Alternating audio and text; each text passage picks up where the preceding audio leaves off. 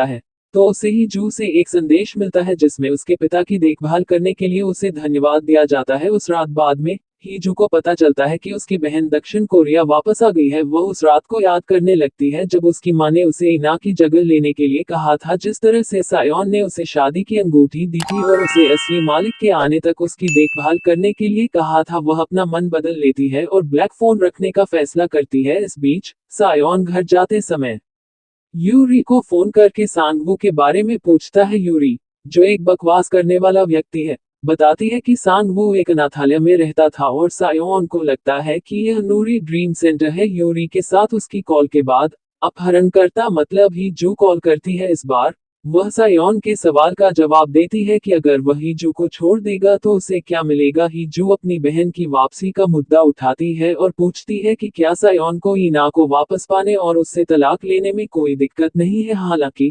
सायोन बताता है कि उसने और आयना ने शादी से एक रात पहले एक डील की है, इस कारण से वह आयना से कभी शादी नहीं कर सकता। हीजू के आगे कोई सवाल पूछने से पहले ही वह फोन काट देता है। वह घर पहुंचता है और हीजू को इंटरव्यू में अच्छा प्रदर्शन करने के लिए बधाई देता है। वह उसे ये भी बताता है कि वह अगले दिन चुनगुन डेली न्यूज की सालगिरह के कार्यक्रम में शामिल होगा। हीजू मानती है कि वह आयना से मिलने जा रहा है। अगले दिन क्यू जनोरियोन हुई इवेंट से पहले सैलून में झगड़ते हैं।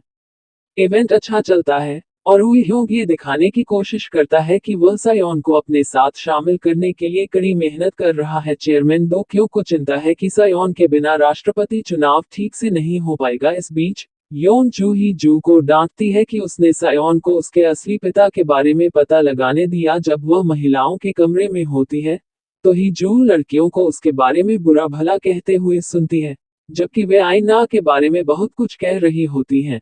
जो नहीं आई थी वह वापस अंदर जाती है और देखती है कि सायोन उन गंदी महिलाओं से बात कर रहा है। निराश होकर वह शराब का गिलास लेती है और छत पर चली जाती है। रात 10 बजे वह अपहरणकर्ता के रूप में सायोन को कॉल करती है और वह फोन उठाने में हिचकिचाता है। जब वह फोन उठाता है तो वह पूछती है कि जब आयना उसे छोड़कर चली गई तो उसे कैसा लगा। वह बताता है कि कोई बड़ा अंतर नहीं था। हीजू नाराज हो जाती है और इस बारे में बात करना शुरू कर देती है कि वह बिना किसी सामाजिक कौशल के सिर्फ एक जगह रखने वाली थी। वह दावा करती है कि वह आयना का सिर्फ एक पूरक पृष्ठ है और विलासिता के कारण अंधी हो गई है। सायोन ने रिकॉर्ड को सीधा किया, उसका बचाव किया और 406 से उसकी पत्नी के बारे में बुरी तरह से बात न करने के लिए कहा। ध्यान रहे, सायोन हीजू के लिए कोट लाने के लिए छत पर जा रहा है। वह हीजू के बारे में इतने प्यार से बात करता है कि उसे सुनकर झटका लगता है। वह स्वीकार करता है कि पहली बार जब वह हीजू से मिला था तो वह अकेली थी जो शांत थी और उसे सहज महसूस कराती थी। हीजू रोने लगती है जब वह पूछती है कि उसने उसके साथ इतना बुरा व्यवहार क्यों किया। लिफ्ट की घंटी बजती है और सायोन बाहर निकलता है और पाता है कि वह काले फोन पर बात कर रही है। लास्ट में